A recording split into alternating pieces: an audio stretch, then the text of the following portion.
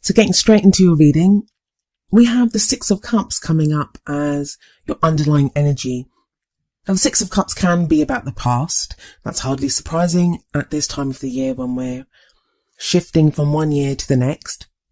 I think it's more than that for some of you. I mean, the Six of Cups can be a soulmate card for me as well. It's that sense of connecting with someone so deeply. So maybe some of you did connect with someone over the past year and you're thinking back to that. Maybe they're not around now, or you're thinking back, if you're still with that person, you're thinking back to how you connected with that person. But it's a sweet card. It's a very sweet energy. It's not thinking back over like the difficulties that you had. It's a reflection. It's nostalgia. It's looking back over some of the good experiences that you've had. And I know some of you are going to be listening to this thinking, I didn't have any good. Just a quick word. I mean, the underlying energy in the past cards and even the future, they're really strange. Usually they're quite immediate. So the past will be about the previous month and the future will be about the coming couple of weeks. But because of this new year energy that we're all experiencing, the past cards can refer to things that have happened like months ago, because we're thinking back to those. And same with the future energy. It may be something that's over the next few months. And we are in the middle of a Mercury retrograde as we begin the year, which does end just after the first week of January. So there is this natural kind of thing of looking back. That's what Mercury retrograde does. It's when we look back, we review, and we decide what it is that we want to do. You have a brilliant energy coming up at the heart of your reading. This is what the rest of the reading revolves around. You have the Fool. And the Fool is all about new beginnings, a new adventure, a new cycle. And as much as we're all feeling this, you can look back on some of the other videos for the other signs, and not everyone has this energy. Other people have like a goal that they want or something that they want to achieve. But for you, you just want a new adventure. Maybe some of you are considering traveling or going away somewhere. So it could be a literal adventure that you're thinking about going on. But for most of you, it's just going to be, you have this very kind of clear cut. This was the past. This is what's happened. Draw a line under it. Now we're moving forward. Now that's if you're in a relationship, single, whatever your relationship status is. There is this very much kind of a feeling of you just wanting to do something new. And yeah, I could very easily say that I've said that in every single video. And I haven't though, because not everyone has that, but you have that. You have this kind of sense of, like, some people want that as a goal. I think Scorpio just got this as their crowning energy. So they have it as a goal, but you guys have it at the heart. Like, this is what everything is about. You want something new. You want new energy within your love life. And maybe in other areas of your life too, but this is a love life reading, so I can only speak for that. And the reason, like, why you have this kind of sense of newness, and it's pretty amazing that you do, is because of this Ten of Swords energy that's coming up in your past. Tens are all about completions anyway, so it's no surprise that, you know, you've reached the end of that cycle and you're like, yeah, I want something new now. Let's go on a new adventure. Let's start something new. But the Fool's very trusting and very carefree, and it's great that you can feel that way after this Ten of Swords energy. So what is the Ten of Swords energy? Well, that's when the worst has happened. I mean, look at this guy. He's lying on the ground, 10 swords kind of hovering above him. I mean, in this deck, it's not so bad. Some of the other ones, the swords are actually in his back. So right away, there's a sword in the guy's ear. So that's like the worst has happened. You may have faced betrayal, deception. Someone may have stabbed you in the back, like, you know, really hurt you. And if you've been through so much, and it is a gruesome card. It's not a nice card, but there is some good news to it. And that news is that the worst has happened now. The worst has happened. You've hit like rock bottom. This is in the past. You hit rock bottom, but you know where you stand and you are moving forward from that place. Like, the worst happened. You can now know what the situation is and you can move forward. And moving forward, we have the Empress in the present. Now, the present usually covers the period of the readings. This would be like the first couple of weeks of January. But she is such a nurturing, loving, caring energy. And like I said, Sagittarius, it's amazing that you have this kind of Ten of Swords energy in the past, which tells me some of you have been through such awful experiences. But you still have this hope and carefree nature. And I think that's typically you guys. I love that about you guys. I have a Sagittarius rising as well. So I'm with you on that. I understand. But yeah, I love that you have the Fool energy there, that you can still hope. And then now this Empress.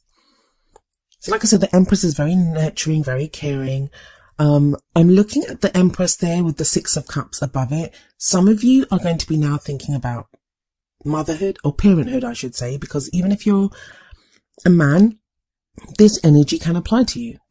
She is femininity, but as people, we have a balance of femininity and masculinity within us. We have to. That's yin yang.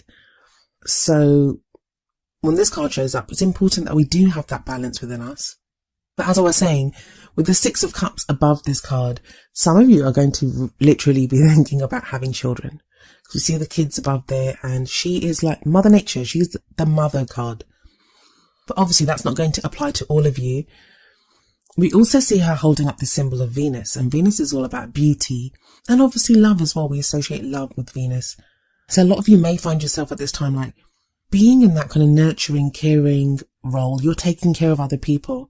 Again, amazing that you're doing that with everything that you've been through. You still have this love to give other people. But I feel like also you may be in need of this kind of nurturing, caring love that the Empress offers, that you may be feeling that you'd like. I think I said it in someone else's video that she's like this big hug, big warm hug that makes you feel safe. And you might be in need of that at this time, Sagittarius. But I absolutely love the energy of the Empress and the High Priestess. And the High Priestess is a card that's coming up for you in the future. With the Empress, she's very attractive and she draws people to her because she is so nurturing and caring. And not just that, she has abundance. She has this feeling of abundance about her. So when we have the Empress and that energy, the High Priestess, she's a little different, but she's very powerful. She's the keeper of secrets. So if some of you are pregnant, I feel like you're going to keep it a secret for a while with the High Priestess coming up here. For those of you that aren't, for those of you that are single, this feels like you now get intuition and knowledge to do something different. You know what you want to do. I love the High Priestess energy. I know some people don't really like her. They think she's a bit shady because she doesn't say anything. She knows everything. So like I said, she's the keeper of secrets. But I feel like with this energy coming in, especially after the Empress, this is like abundance of like goddess power. And again, that's a beautiful energy to have, whether you're a man, whether you're a woman, whatever. It's just lovely to have that intuition. That's the main thing I'm getting here, that intuitively you're going to know what to do, which way to go. Now, if you're a woman, you may be feeling this. You may feel that goddess power within you, that you are like, I can do anything now within my love life. It will be a great kind of confidence booster. If you're in a relationship, it's going to do amazing things for your relationship. If you're single, it's going to give you that confidence to get out there and you'll attract people to you. Both of these women are very attractive. If you're a man, you can identify with this goddess energy too. It may be at this time that you have your own goddess in your life. Someone that you have your eye on, someone that you're in a relationship with. Or you and yourself are getting in touch with that feminine side. And that's not to say you're effeminate or anything. Like I said, we have a balance of masculine and feminine energies within us, and we have to. And sometimes we need to draw on the feminine because that's the yin principle. That's the principle of receptivity, of being open to receiving love. So yeah, I really love that double combo of the Empress and the High Priestess. I love when they come up together. And the crowning energy, the energy that you have, this will be around the middle of the month. It's the energy that you carry into the second half of January with you. Is the Judgment card, and that's like brilliant.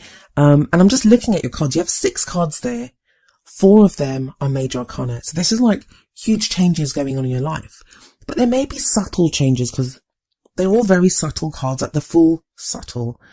The Empress and the High Priestess, they're very internal cards. Like you're going to feel that. You're going to feel that trusting your gut instinct and just knowing what to do, knowing intuitively which way you want to go. But the Judgment card is a card of transformation. The depiction in most of the tarot decks of the Judgment card is people rising up from their graves, which might seem quite gruesome, but it's like this angel is always there. And it's the depiction of Judgment Day. And it's like whatever's happened, it doesn't matter, it's done now.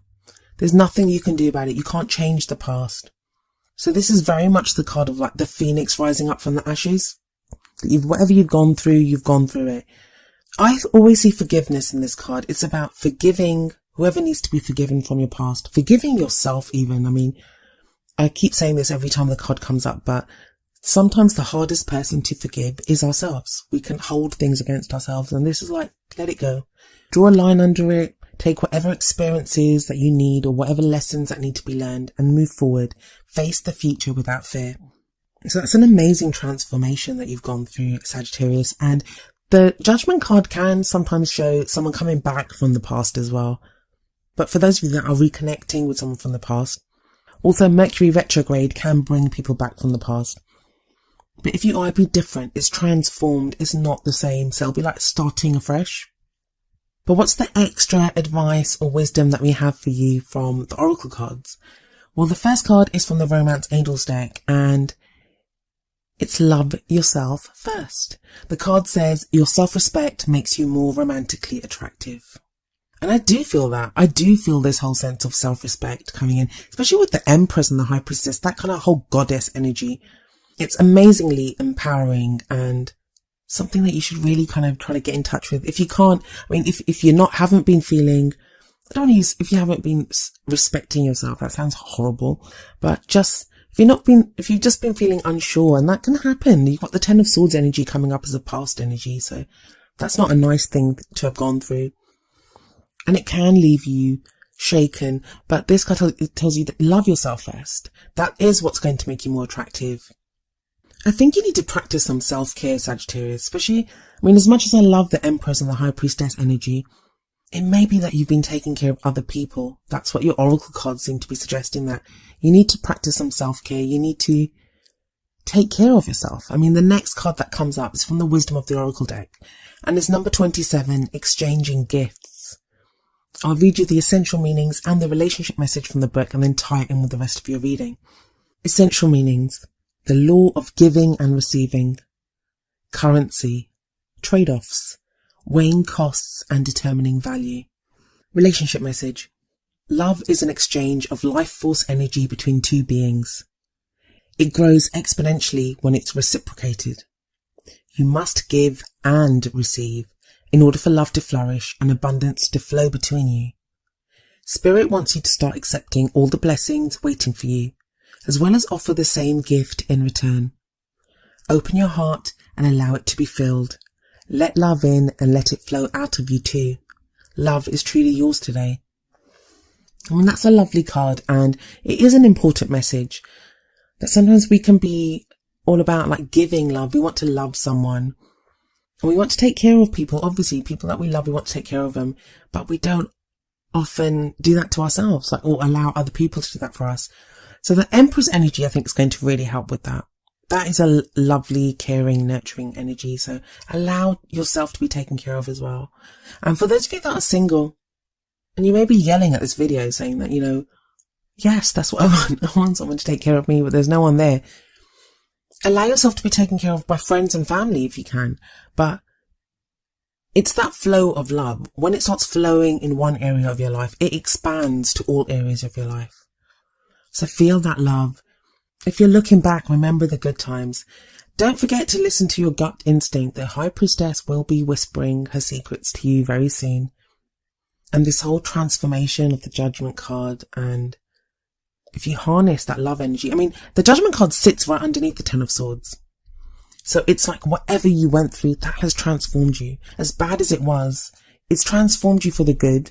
You know, you're a different person now. And I know it sounds so cliche, and I usually don't like saying things like this, but it's kind of very clearly being shown in your reading. As bad as whatever it was that you went through, you are that phoenix rising up from the ashes now. And there is an abundance of love to be had in your love life.